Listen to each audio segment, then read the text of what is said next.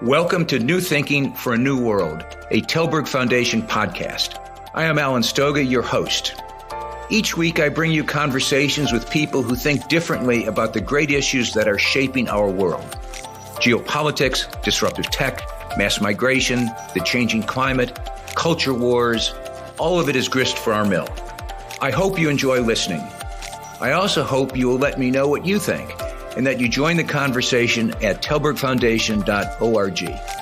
And now for today's episode of New Thinking for a New World. Regardless of where you live, the odds are that you are experiencing the warmest year of your life, punctuated with extreme weather, droughts and floods, super cyclones and hurricanes, raging forest fires, or other unusually intense natural disasters. The daily news reports read like the storyline of a bad Hollywood climate disaster movie. Unfortunately, it's not a movie. It's the new normal. It's an old adage that you can't do anything about the weather, but clearly humanity is trying to do something about climate change. Arguably, though, not enough and certainly not fast enough. So what next? One line of attack is called solar radiation management, SRM, essentially trying to reduce the amount of solar radiation hitting the planet and hence warming the planet. It's either an obvious approach or crazy dangerous, depending on where you sit. My guests today, Luke Iseman and Andrew Song, are in the former category. They are pioneers in trying to deflect solar radiation away from the Earth. Welcome, Luke and Andrew, to New Thinking for a New World. Thanks for having us. Thank you so much. Let's start with the concept and drill down to what you're actually doing. Solar radiation management is the idea, I think it's the idea, that the Earth can be cooled by reflecting some of the sun's rays back into space. To a non-scientist like me, and I haven't been in a physics class for about 4 decades, that sounds more science fiction than science. What am I missing? It is science fiction, or was science fiction until pretty recently. People debate many elements of this. What they don't debate is the science. It's very clear that if we reduce the watts per square meter slightly over the surface of the Earth of energy from the sun that is reaching us, we can buy ourselves more time. Andrew came up with a great analogy. It's like sunscreen for the planet. It doesn't solve the problem forever, but it prevents, for now, some of the worst harms of a warming planet. So how realistic is that sunscreen? It's a big planet. It's rapidly warming. You have baked in accumulated gases in the atmosphere. What can SRM actually do? Well, what's the promise or maybe the premise of SRM? Fortunately, you don't have to trust us or even actual scientists on this. You can look at the historic record of a special category of volcano called stratovolcanoes. They are called such because their eruptions result in material reaching the stratosphere, this layer of the Earth's atmosphere that starts between roughly 12 and 20 kilometers off the surface of the planet, depending on your location. And the biggest stratovolcanoes have put a lot of the same chemical that we're using, sulfur dioxide, into the stratosphere. The most famous example is Mount Pinatubo. It's one of the first modern eruptions for which we had pretty ubiquitous, high-quality satellite imagery coverage. And this one volcanic eruption dropped the average temperature of the planet by 0.5 degree Celsius for 2 years. Remind listeners when Pinatubo last exploded. Andrew might know this offhand. I think early 90s. 1991. Yeah, 1991 is when there might have been smaller eruptions since then, but the one that was causing the cooling was in 1991. So the basic idea is to replicate what nature does, and presumably has done throughout the planet's history. Right. I mean, this is why we have countries now, and the nation of Hawaii, or the island of Hawaii. Because of earthquakes and volcanoes. Yes, exactly. But in terms of cooling the planet, the idea is to mimic, it's almost biomimicry, right? We're going to mimic what Pinatubo did, but on a global scale. And with 100% less lava. Well, by definition. But question, in the historic record, have we ever seen a sustained Pinatubo effect? No. That's to say, not just a one-off, but a sustained impact.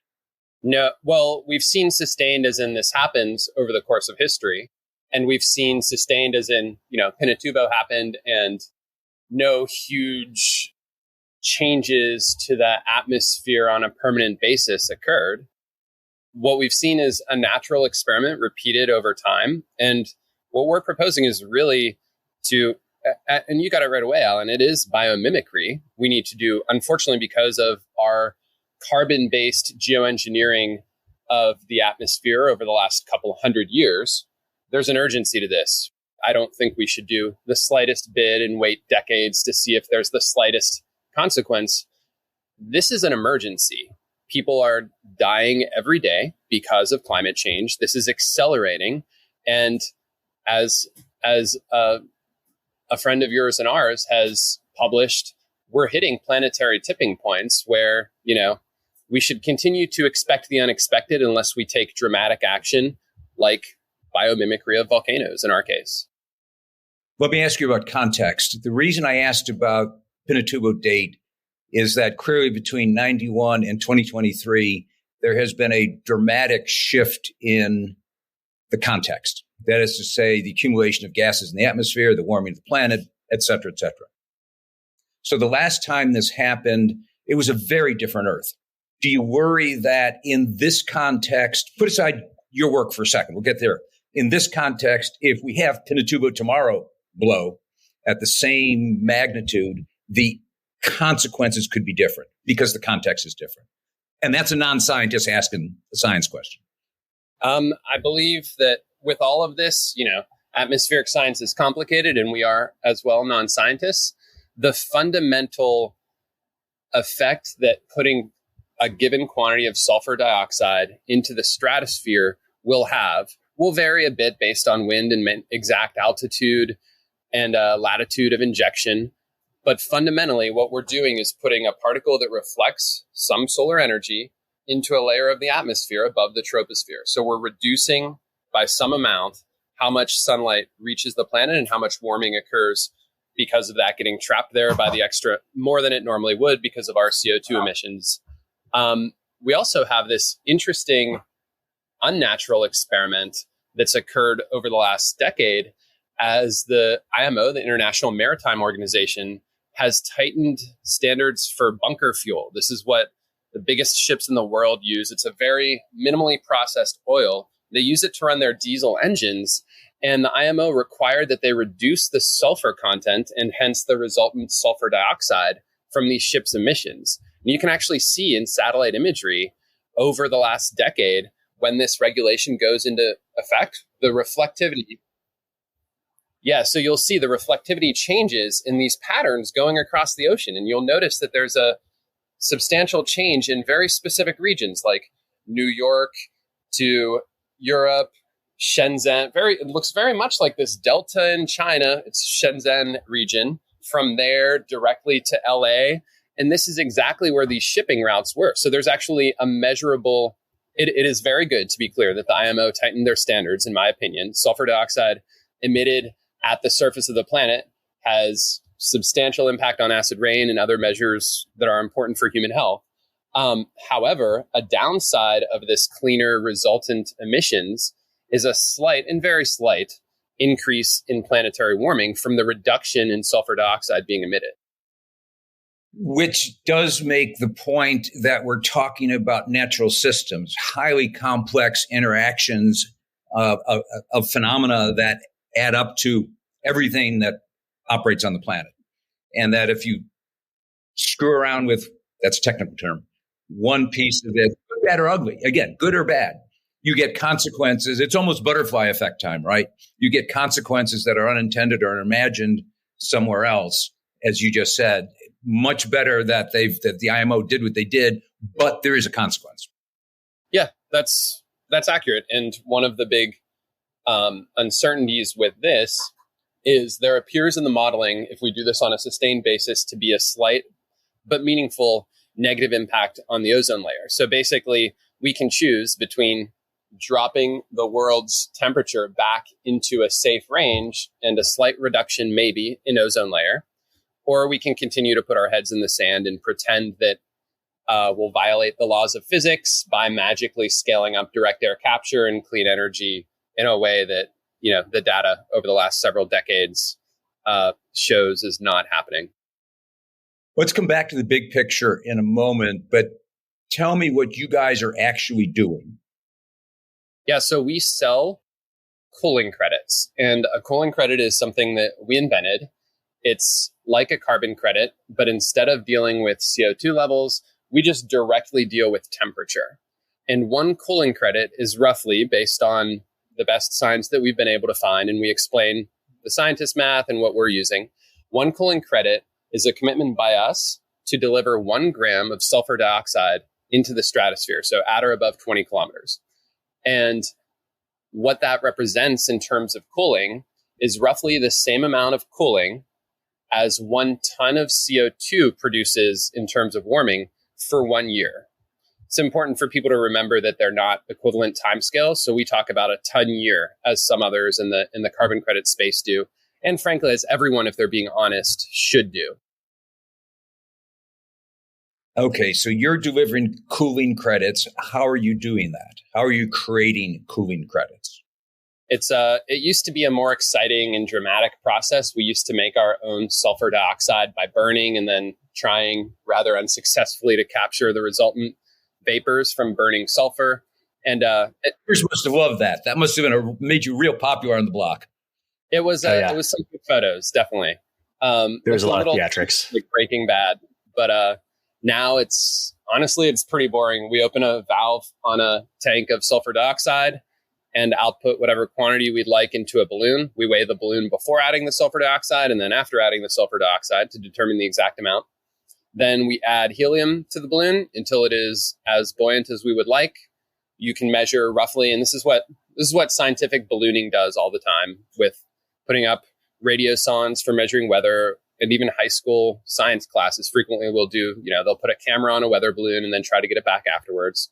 So we're basically doing that. We add telemetry and occasionally a camera bundle to it, and then we let it go and track via a GPS linked to a satellite network where the balloon is. We're able to tell based on that with pretty high accuracy, usually within 10 meters, what altitude we achieved.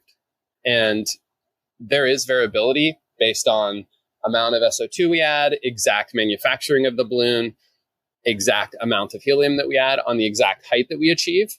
If we're not confident that we have achieved at least 20 kilometers of altitude, which puts us into the stratosphere at any point on the planet, and from where we typically launch in California, we're well into the stratosphere by several kilometers at least. If we're not there, then those don't count as credits. If we are there, then we explain to our customers which specific gram of SO2 on which specific flight represented their cooling credit. So we're very careful from an MRV perspective about making sure that we're delivering what we say we delivered and that it counts to one specific purchase. So to be clear, how big are these balloons? The smallest that we regularly use, these are latex biodegradable weather balloons. They're rated based on the weight of the latex balloon, which also is roughly, you can push the limit a bit, but it's roughly the amount of buoyancy that it can provide. Smallest we use is a 300-gram balloon. The biggest that we've flown is, I think we did one. Yeah, we did a 1600, and we have several 3,000-gram balloons. We haven't flown them yet. When we can safely do so and be confident that we are either flaring or reusing or otherwise ameliorating the greenhouse gas effects of hydrogen, in the future we'll switch to hydrogen, and then we'll get more aggressive with larger balloons as well. I want to come back to the future, but let's just make sure we understand. So the balloon is launched with sulfur dioxide and helium. It gets into the stratosphere, and then it explodes. It self-explodes. You have to pop it. The radiation pops it. What makes it deliver its payload? Yeah. So, Andrew, if you want to tackle that. So, just like how when the balloon gets higher, essentially the air pressure gets less and less. And so the balloon just naturally expands from the helium pushing it out. And so the way that the balloon is manufactured is to terminate its flight. And so generally it takes anywhere from 2 to 3 hours to get up to the intended altitude, and then it'll just explode. And so we can share some videos if people want to see that as well. Maybe we can put them on the website when we publish, so that at least people that come to the Tallberg website could see the videos. I think that'd be really cool. So that delivers the sulfur dioxide into the stratosphere. How long before it dissipates? So again, exact atmospheric science isn't, one, fully understood, and two, varies. But within a few months, we'll start to see the reflectivity occur. And then depending on where we launch, we'll get 1 to 3 years, and exactly which altitude we achieve, we'll get 1 to 3 years of lifetime for these particles. So one of the exciting details that makes us very enthusiastic about this, and that people might not at first understand, is that we're not unlike with CO2 emissions, unlike with humanity's geoengineering of the troposphere via all our CO2 emissions over the last hundreds of years, we're not doing something with a lifetime of decades to hundreds or thousands of years. We're doing something with a lifetime of 2 to 3 years. So we have this very normal in startup land, but egregious to a lot of the experts in the field hypothesis that as we do things at a small scale, we'll learn. And as we scale up, we'll adapt. One last question about where you are so far. And you just touched on scale, and that was going to be the question. How much have you done so far, and what is your ambition? So we've done roughly about 28 balloon launches since October 2022, and offset the warming effect of 4,700 tons of CO2, the warming effect of 4,700-ish tons of CO2 for about a year. And that's equivalent to about, another way to put that, just to have people understand, it's like planting 200,000 fully grown trees that last for a year and then just vaporize. And what's the ambition? The ambition is to cool Earth by a measurable amount within the next several years, and to cool Earth by at least 1 C within the next 20 years. That's your global ambition, if I can use the word. What do you think you guys who make Sunsets, your company, what is your ambition? Is this, you've done 28 balloons, you want to do 50 balloons a year, 100 balloons a year, 1,000 balloons a year? Is it, do you think in those terms, or you're just going to do as much as you can when you can? We're going to do as much as we can when we can, and we're going to stay in business until the world catches up with this. Our conservatism fiscally almost matches our ambition globally. So you're talking to the entire Make Sunsets team on this call, from our offices, aka homes, and our burn rate is very low. We have about 3 years, and probably more if we cut it close, of runway left. And we have paying customers. They're not covering our costs, but we have a very real number of customers who are paying for this. We'll grow that as quickly as we can.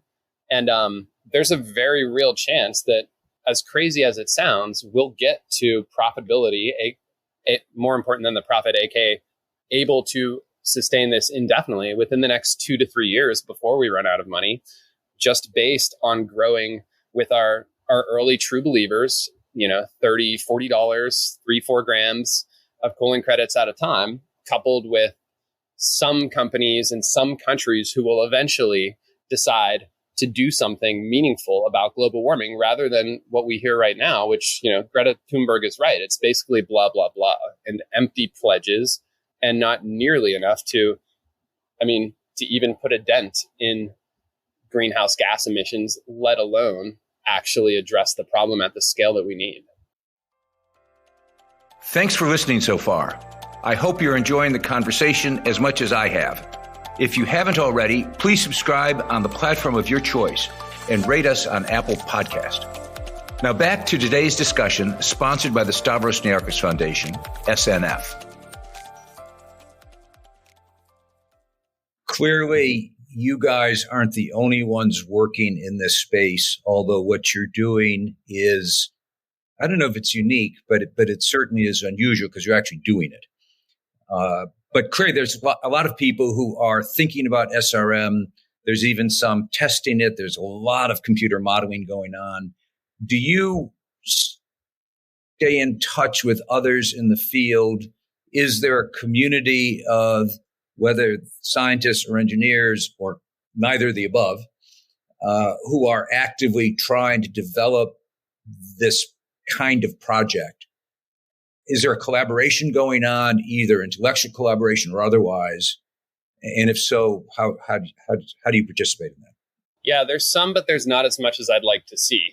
And I mean that both with us and more broadly. And also, there's not as many people taking part in this conversation and doing experiments as there should be. This is the reason that we're so excited about this is the one category of technology, specifically solar radiation management, that during our lifetime can maintain a livable world from a climate perspective. Livable as in we can have at or near our carrying capacity that we currently have for a number of species, number of people, et cetera, and not have, hellish weather events every month for most people, most places. Scientists we really respect summarized it recently as solar radiation management can offset most of the effects. Based on the modeling, solar radiation management can offset most of the effects of climate change for most people most of the time. And if that's not exciting and motivating to listeners to at least explore this more and ideally, fund it and start their own companies or nonprofits in it and research it, then, I don't know what will get people excited about a tool to actually fight climate change. And the way that the scientists, categorize us, we're the tip of the spear. These scientists have been working since, the early 80s, 70s, doing the modeling, doing the research, building the shaft, but they don't have the pointy end. And so we have pierced that veil. A scientist that we really respect, we can't disclose who, saying that we might unlock the logjam that has been the discourse between the scientific community to actually try and do something and working together to do so. So as far as to be precise, nobody else is actually putting materials into the stratosphere in an effort to achieve this effect. There's one researcher in the UK who claims to also, and I believe him for whatever that's worth, claims to have also done some small-scale experiments. I believe the largest that he claims was in the tens of grams. As far as I can tell, we appear to have been the first or second people ever to do this. In fact, the big motivation for me to start this company was seeing the lack of progress at actually doing field trials that one of the most brilliant scientists who I've been lucky enough to speak with and read about, David Keith, formerly at Harvard, now at Chicago, along with a bunch of funding from the Gates Foundation, or Bill Gates directly, I think, and I think 10 years or so of working towards it on his ScopeX project, was unable because, interpretations vary, some variation of politics. No technical thing got in the way, but because of some politics, was unable, even with all that funding and as a very brilliant scientist, to do even a small test release of particles into the stratosphere. So after I read that and thought about this more and spoke to some more people, that's when I ordered my first couple $100 of balloons and tiny bag of gardening amendment sulfur and decided to see if I could just do this. Has anyone come knocking on your door and saying, oh, you need a permit? Or, oh, you are not in compliance? You're in California, which regulates almost everything, near as I can tell. Have they not noticed you? Oh, we've definitely been noticed. And initially I would say, I'm fairly confident based on our research and talking to experts in the field that we're not breaking any laws, et cetera. Now I will say that we are definitely noticed. The closest anyone has come to laws that we're breaking is we did a launch with a national TV news network filming from Berkeley Marina and got an email from the Berkeley Marina to not do commercial activity on marina property. And this is in Berkeley, one of the most regulated places in one of the most regulated, for better and worse, in my opinion, states in the world. We also got notified by NOAA, the National Oceanic and Atmospheric Administration, that we were violating or potentially violating the Weather Modification Act law from the 70s that requires you to not ask permission, but simply to report when you're doing any activity that you think modifies the weather. So we talked to their lawyers, and what matters is the intention. So even we did a small event where we let people release like children's party latex balloons in San Francisco, like literally 9-inch diameter with less than a gram of chalk dust, calcium carbonate in them, which is another particle that people use or have talked about for SRM. Because our intention in doing that, in releasing a single 9-inch balloon, was to modify the climate, which NOAA counts as the weather, every single one of those balloons is subject to reporting. However, the oil and gas refineries emitting tons of sulfur dioxide directly into the troposphere and hence producing material amounts of air pollution at breathable levels, because their intent is not to modify the weather, they are not subject to reporting. So as far as I can tell, technically, if you cast a spell and intend to have it modify the weather, you, like us, will have to file a report with NOAA. But if you're a major airline or anyone else emitting far more of the same chemical than we do, as long as you don't claim to want to modify the weather with it, you don't have to report. So long rant short, we've had enough attention and enough dealings with the relevant regulatory agencies that we are quite confident we are fully in compliance with the law.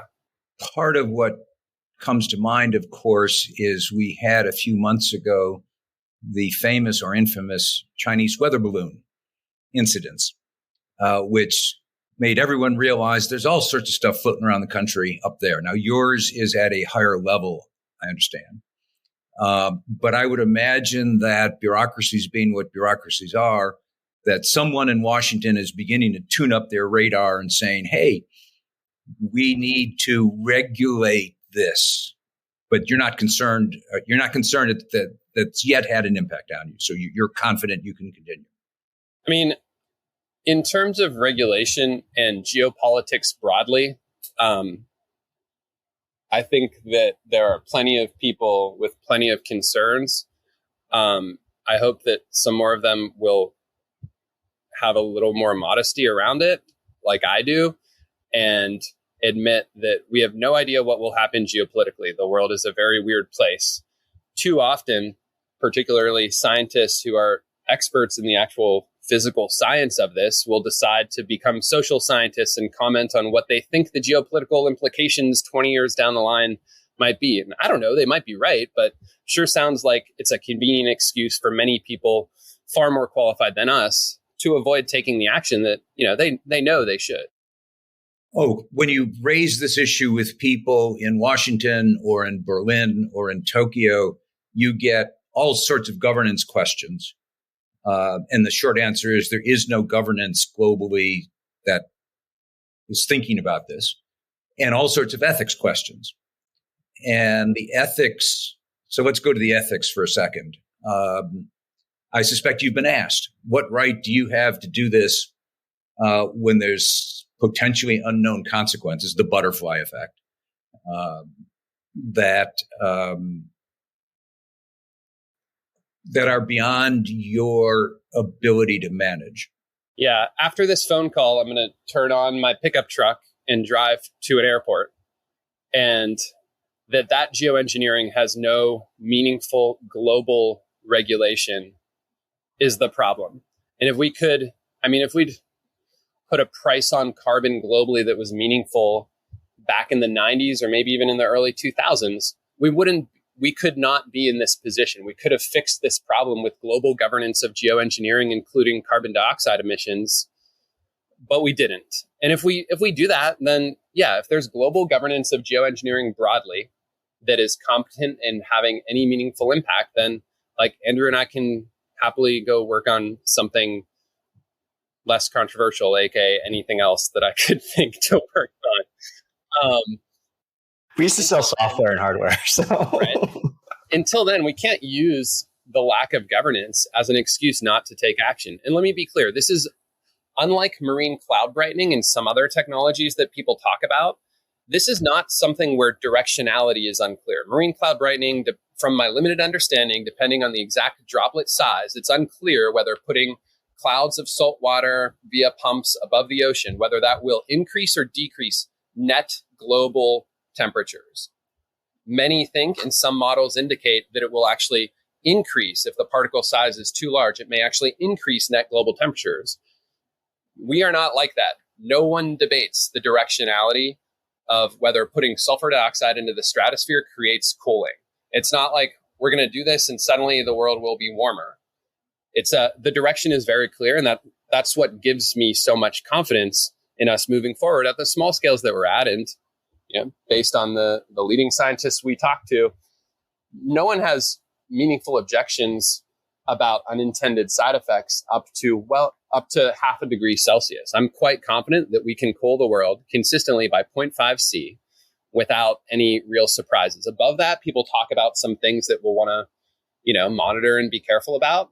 But up to that amount, which is, to be clear, it's a really boring number that if we could snap our fingers or spend, a couple $1 billion a year globally and have the world be on average 0.5 degrees Celsius cooler, that is a very substantial savings in lives, in species, in ecosystems, and least importantly, by far, in dollars. You've mentioned this earlier, but to make that point relevant to listeners, what would it take to actually cool by 0.5 degree? Between $2 and $20 billion annually ongoing, depending on delivery method. If you are a military or a country or an individual with a healthy enough relationship with the US or Western militaries to buy surplus MiGs or other last generation, several different last generation and current generation airplanes are capable just barely of getting up to this altitude that we need into the stratosphere. Or if you wait 5 to 10 years to start deploying, several friends will have next generation supersonic aircraft for business travelers, the supersonic doesn't matter, but those planes fly high enough. They typically fly into the stratosphere, which is what we need. So if you wait for aircraft, we have no religion around balloons, to be clear. They're fun, but we have religion around creating as much cooling as quickly, safely, and cost effectively as we can. And if it's not balloons, it's not balloons. If it is, cool. I strongly suspect that at the megaton scale, which is what we need to get to have a substantial amount of cooling, I suspect that at that scale, balloons are unlikely to be the delivery mechanism that makes the most sense. So to put a period at the end of the sentence, clearly the scale at which you can work today is not going to get you there.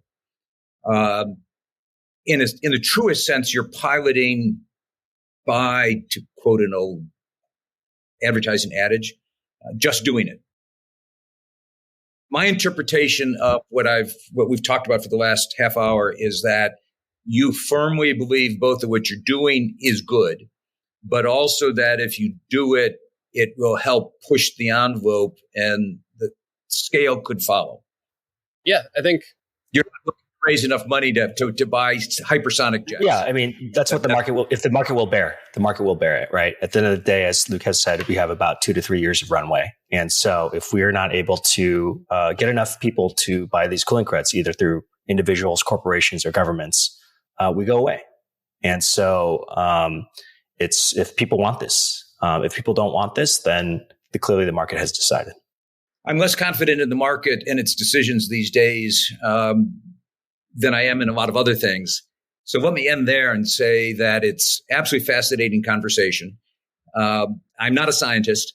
I know a little bit more about what this is than I did at the start. So I appreciate both what you're trying to do and your willingness to spend time with us today to try to help us understand what you're trying to do and why it's so important to do it. Thanks for taking the time, Alan. Thank you so much, Alan. Really, really appreciate it. Thank you for listening to this episode of New Thinking for a New World. I'm Alan Stoga, podcast host, and I look forward to your joining our next conversation. Remember, tell us what you think at tallbergfoundation.org.